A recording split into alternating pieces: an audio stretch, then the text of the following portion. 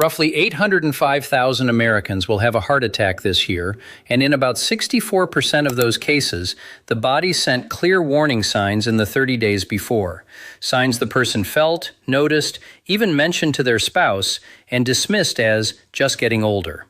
If you're over 60, what I'm about to share could be the most important video this year. In my 32 years working with cardiac patients, I've seen the same pattern again and again. The heart almost always whispers before it screams. 3 things in the next 18 minutes. First, the single most overlooked symptom that shows up 3 to 4 weeks before a heart attack, and it has nothing to do with chest pain. Second, the specific time of day your body sends its loudest warnings, and most people sleep right through them. And third, a 60-second self-check you can do at home tonight that cardiologists at the Cleveland Clinic now recommend for every adult over 60. The third one is the most surprising. Stay with me to the end, because if you remember nothing else from this video, you'll want to remember that one. Here's why this matters right now. The American Heart Association published data last year showing that nearly half of heart attacks in adults over 60 are classified as silent, meaning the person didn't recognize the warning signs in time, not because the signs weren't there, because no one ever told them what to look for. If you've ever felt brushed off at the doctor's office, if you've ever said, something feels off, and been told, your numbers look fine, you're just getting older, I want you to listen carefully. Because there's a very good chance your body has been trying to tell you something specific, and by the end of this video, you'll know exactly what to listen for. Before I get into the first sign, I want to mention one thing, and I'll say it again at the end. This is general information, not medical advice. If anything I described sounds familiar to you, please talk to your doctor this week. Not next month, this week. Now, let me show you what to look for. Let's start with the most overlooked warning sign. And I'll say up front, when I describe it, you're going to think, that can't be it. That's too ordinary. That's exactly why people miss it. The sign is unexplained deep fatigue. Not normal tiredness, not I had a long day tiredness. A specific kind of exhaustion where you wake up after 8 hours of sleep and feel like you didn't sleep at all. When walking up the stairs you've climbed for 30 years suddenly feels like climbing a mountain. A 2003 study published in the journal Circulation followed 515 women who had heart attacks. Researchers asked them, in the weeks before the event, what did you actually feel? The number one symptom, reported by 70.7% of them, was not chest pain. It was unusual fatigue. And the average onset was about 1 month before the heart attack. 1 month. Here's what makes this so dangerous. Fatigue gets attributed to everything else. To age, to a bad night's sleep, to stress, to maybe I need to take vitamin D, and so the warning gets buried. Let me give you a real example. A patient I'll call Margaret, 68 years old from Sarasota, Florida, came to me 3 years ago. For about 5 weeks, she'd been telling her husband she was just tired. She'd stopped going on her morning walks. She'd canceled her bridge night twice. Her resting heart rate, which she tracked on her watch, had crept up from 68 to 79. That's a small number on paper, but it's a big signal. She didn't connect it to her heart. Why would she? She wasn't having chest pain. She wasn't sweating. But 6 weeks after the fatigue started, Margaret had what's called an NSTEMI, a type of heart attack that often follows exactly this pattern of warning. Thankfully, she recognized the symptoms in time, but she told me afterward, "Doctor, my body was telling me, I just didn't speak its language." Here's how to tell the difference between regular fatigue and the kind you should pay attention to. Regular tiredness improves with rest. Cardiac fatigue does not. You can sleep 9 hours and still feel drained. Regular tiredness is general. Your whole body feels heavy. Cardiac fatigue often comes with specific weakness, especially in the arms or legs. Like your limbs are filled with sand. And cardiac fatigue is often worse in the morning, not the evening, because of how the heart's workload changes overnight. One more thing on this.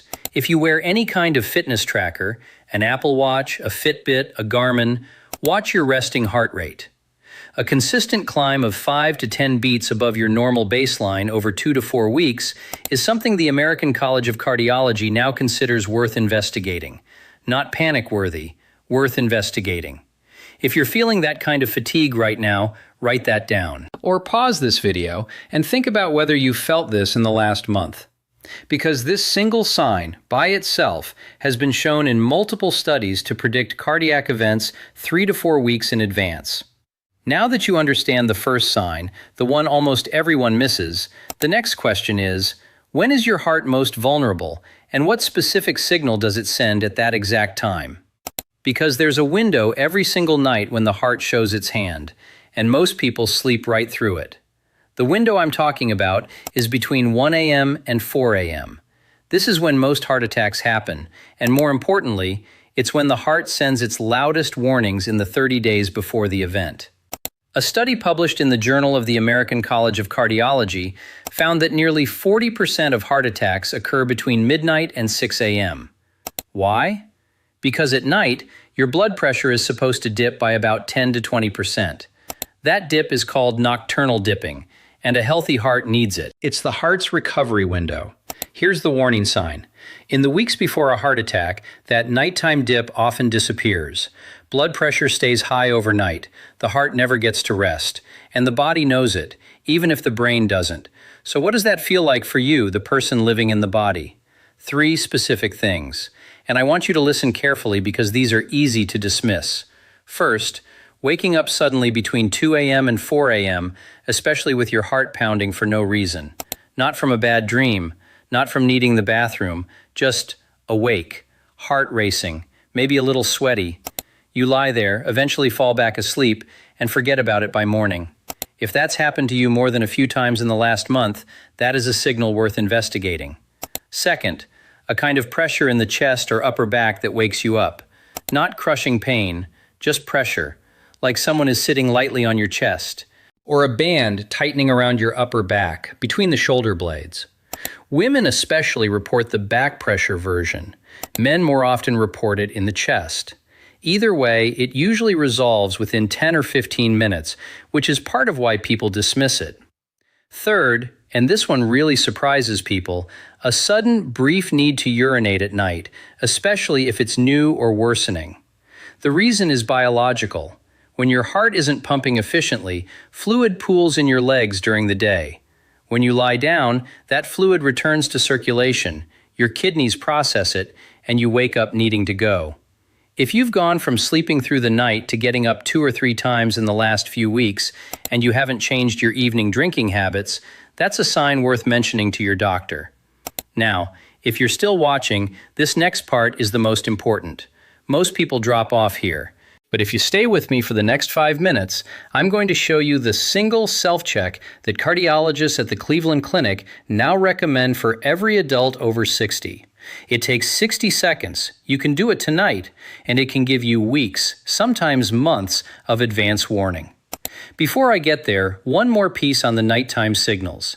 There's a symptom called the impending doom feeling. It sounds dramatic, but it's a real, documented cardiac warning sign. Patients describe waking up with a sense that something is deeply wrong. Not anxiety in the regular sense, but a heavy, unexplainable feeling of dread. The cardiologist Dr. Suzanne Steinbaum at Mount Sinai has talked publicly about how often female patients report this exact feeling in the weeks before a cardiac event.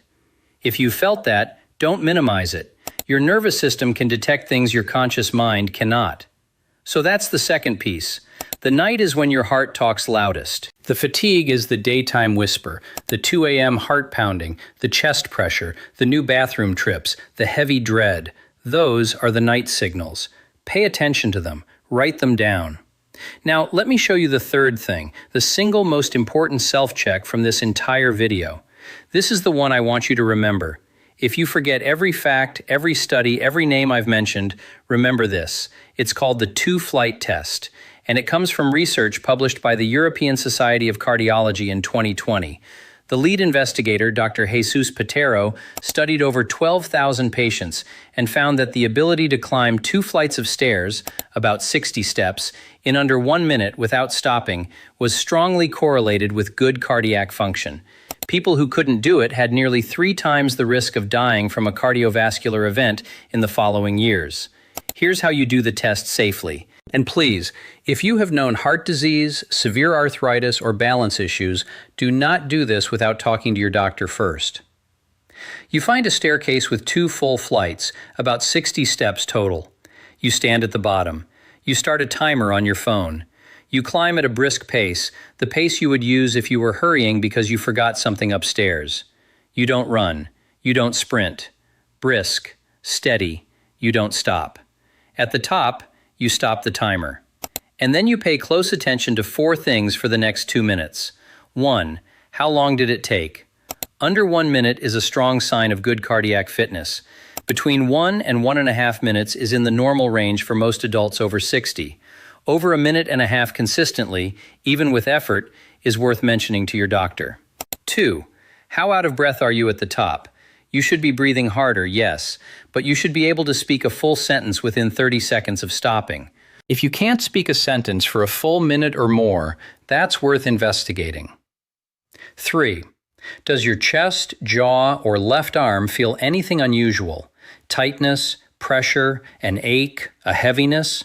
Anything, even mild. Write it down. 4. How long does it take your heart rate to come back down? In a reasonably healthy adult over 60, your heart rate should drop by 20 beats or more within the first minute of rest. If it doesn't, if it stays elevated for 2, 3, 4 minutes, that's called heart rate recovery delay, and it's one of the most predictive markers of cardiac risk we have. Now here's the part I really want you to understand. The 2-flight test is not a one-time test. It's a baseline. You do it once this week. You write down your results in a notebook. Then you do it again in 2 weeks, and again 2 weeks after that. What you're looking for is change. If your time gets longer by 15 or 20 seconds for no reason, if your breathing becomes more labored, if your heart rate takes noticeably longer to recover, those are changes your body is telling you about. Let me give you a real example of how this works. A patient I worked with, I'll call him Robert, 71, from Phoenix, started doing this test on my recommendation. His first try, 58 seconds. 2 weeks later, 64 seconds. He thought, fine, I just didn't sleep well. 2 weeks after that, 78 seconds. And he noticed his left arm felt a little heavy at the top of the stairs. He called me. We did imaging. He had a 90% blockage in his left anterior descending artery, what cardiologists call the widowmaker. He got a stent placed the following week. No heart attack, no damage. He sent me a card last Christmas. It said, "Thank you for the stairs." That is what I want for you. Not a heart attack survivor story, a heart attack prevention story. Your body is sending signals every single day. The 2-flight test is one of the simplest ways to listen. Here's exactly what I want you to do this week. First, tonight, take 5 minutes and write down anything you felt in the last 30 days that fits what we've talked about. Unusual fatigue, waking up in the middle of the night with your heart pounding, new chest or back pressure, more bathroom trips at night, that heavy feeling of dread. Write it all down with dates if you can remember them. Second, this week, not next month, this week, do the 2-flight test once. Write down your time, your breathing, anything you felt, and how fast your heart rate recovered. If anything during the test feels seriously wrong, stop immediately and contact your doctor. Third, call your doctor's office and schedule a check-in. Tell them you want to discuss cardiac risk. Bring your notebook. Bring your 2-flight test results. Bring your resting heart rate data if you have a watch. A doctor who has data in front of them takes you more seriously than a doctor who has nothing. Fourth, and this is the one most people skip, talk to your spouse, your sibling, your closest friend. Tell them what you've learned today. Ask them to watch out for these signs in themselves and in you. Half the time, the people around us notice changes before we do. That's it. 4 steps. None of them require medication. None of them require expensive tests. All of them are realistic for a Tuesday afternoon.